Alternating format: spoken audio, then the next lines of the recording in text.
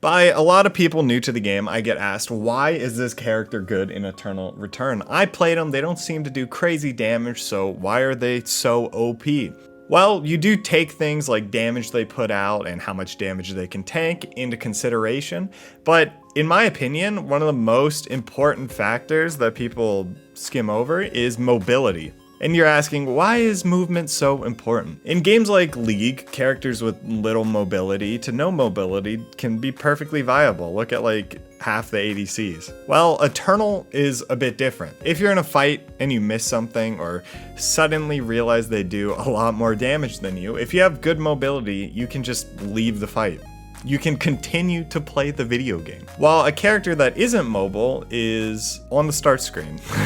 Well, I know what you're saying. Just get good, hit everything, take vision before your fight, you're fine. You can make the immobile characters work. Well, it never really plays out like that. People can take your vision, the fight might go longer than you intend and someone third parties, or believe it or not, you could just misplay. Third partying is just something that's a part of the game. Watch any top player, and they'll get third-partied at least once a stream, if not once a game. Nimble Neuron's done a lot to cut down on third-partying. They've decreased vision, things like console gives you. You can no longer stack as many cameras.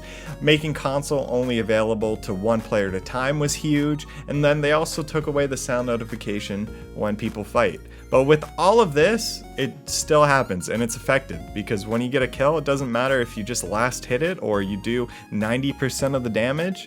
The person who last hits it gets the LP. So if you don't believe me, let's take a look at the top 10 in Korea. Looking at it now, I see a ton of mobile characters that have things in their kit that can just bail out of fights.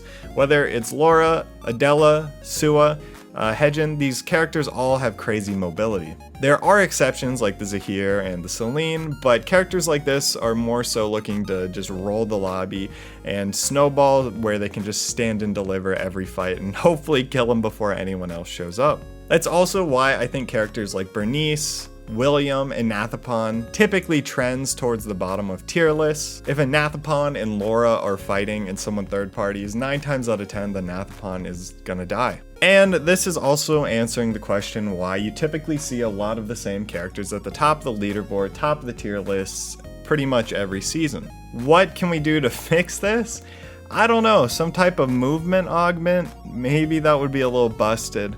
What do you guys think? But yeah, those are just some thoughts I had. I decided to put on the clip channel, share with you guys. If you agree, disagree, let me know in the comments. I'd love to hear it. But thank you guys for watching. I'll see you around.